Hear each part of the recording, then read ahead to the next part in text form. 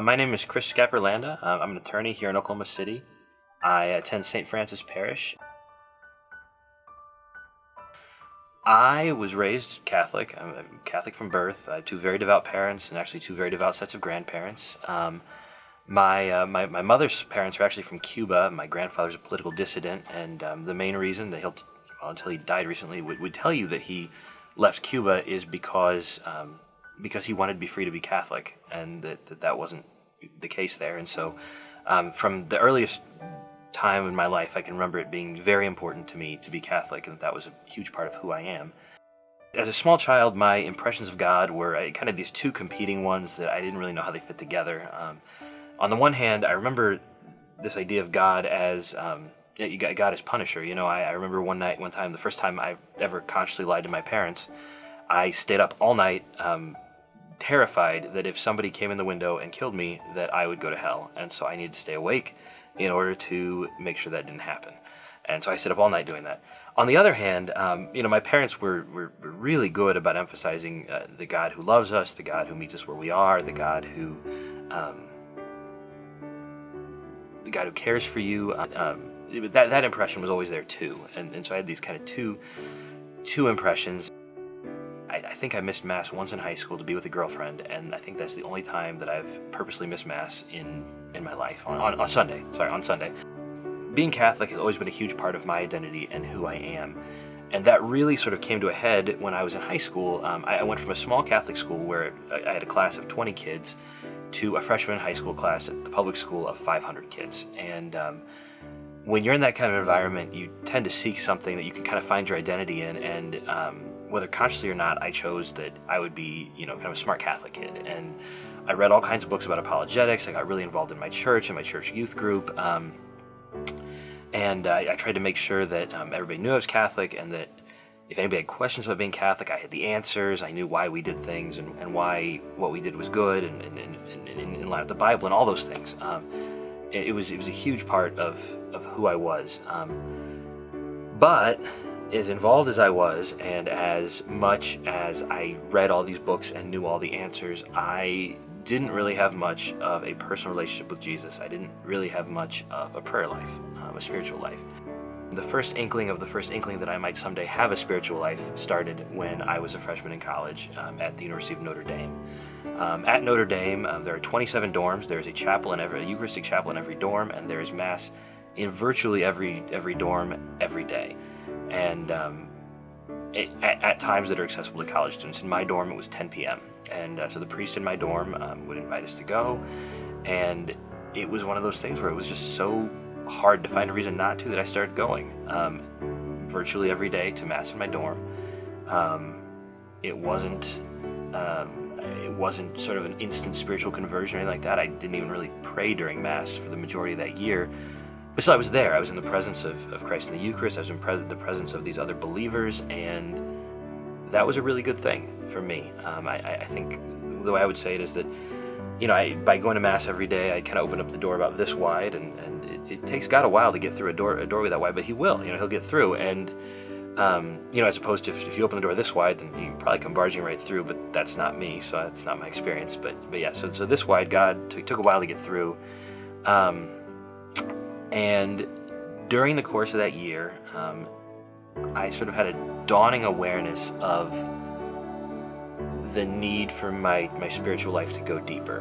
And the best way I can describe it is to say that there was an empty hole that in the center of who I was that was driving 90% of what I did. I got really involved in college as well, with all kinds of things, some church-related, some not.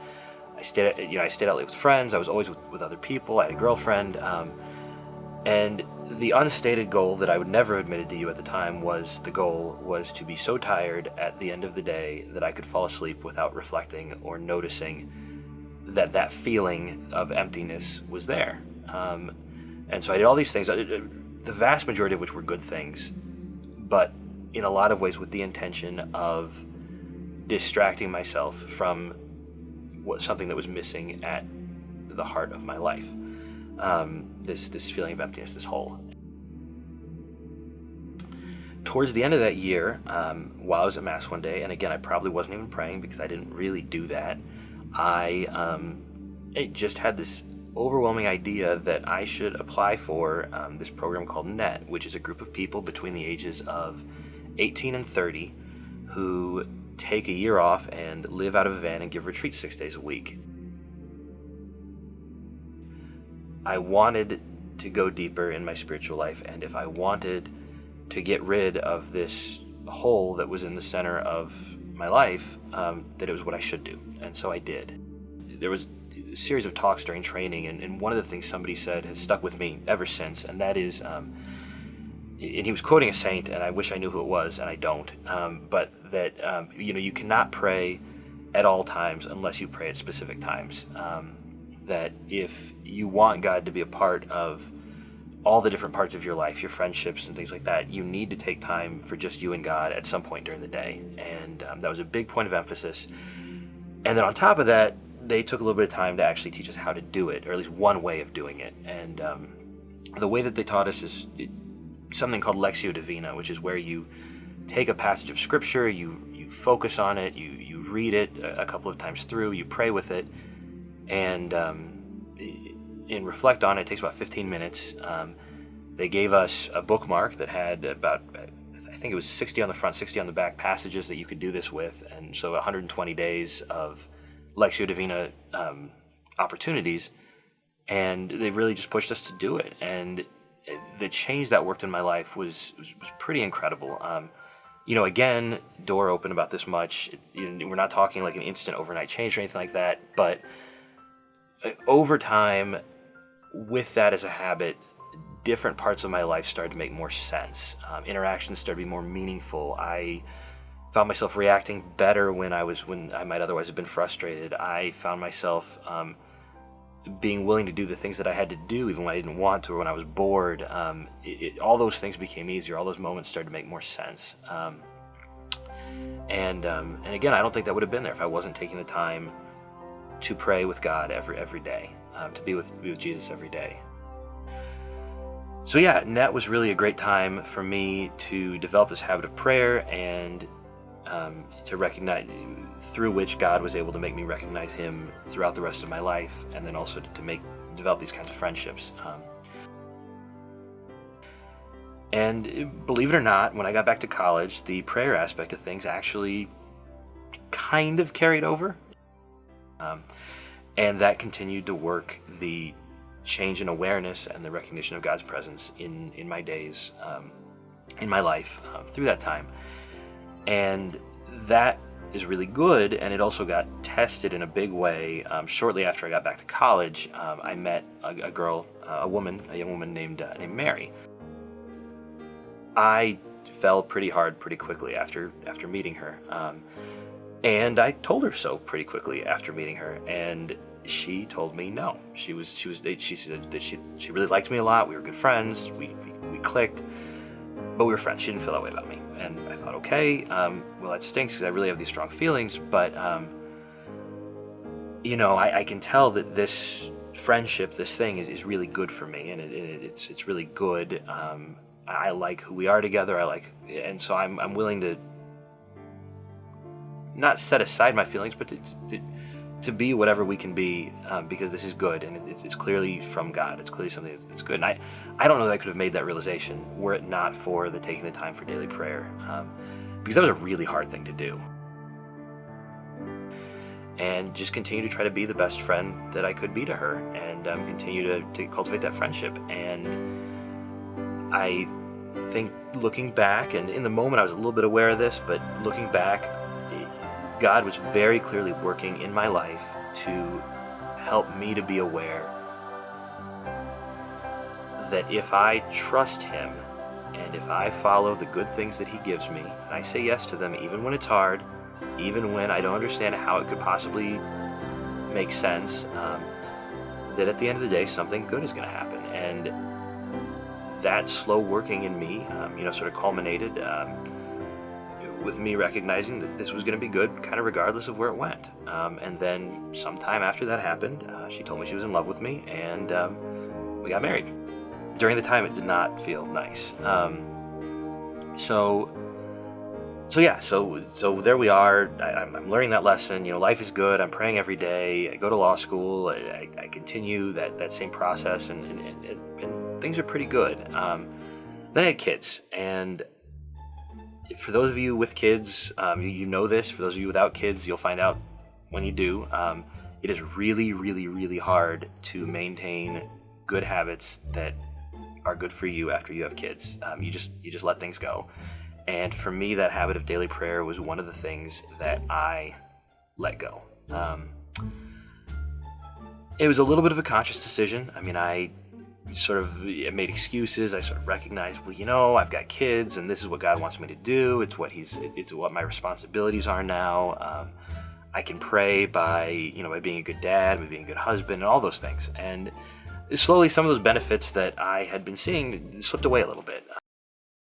2.5, 3 years after I'd started letting things slip, that was when I had a conversation with a friend.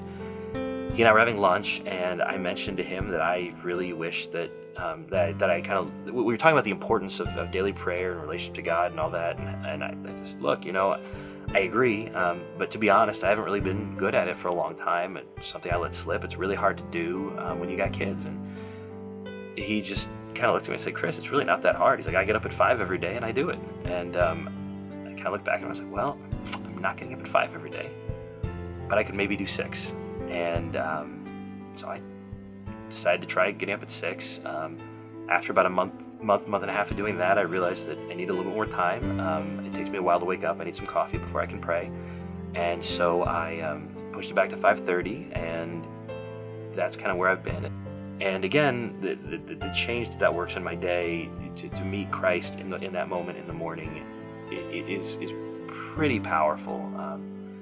And again, it's not an overwhelming aha moment. It's not a feeling of, I don't leave every morning of prayer thinking, oh my gosh, this was so edifying, and I just felt Christ so present to me here today. None of that. I mean, some days that might be true, but that's certainly not the majority of days. But the majority of days, what does happen is that I'm a better husband, I'm a better father, I'm a better lawyer, and I'm better able to react to the things in my life that are both good and bad. I react better to good things. I enjoy good things more. I react better to bad things.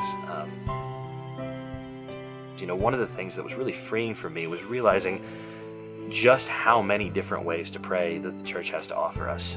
There's Lectio Divina. Sometimes I do the Ignatian Examen, which is sort of a way of recollecting the previous day and asking God where He was in it, when I reacted well to God's presence, when I didn't. That's a really powerful way of praying. Recited prayers can be really, really powerful, especially when you're tired and it's hard to do anything else, which happens to me a lot right now because I have a new baby. We're each made differently. And so it was very powerful for me to realize there are this many options, and that I can try them out in different practices and see what is good for me and the person that God's made me. I'm Chris Scaperlanda, and I am Catholic.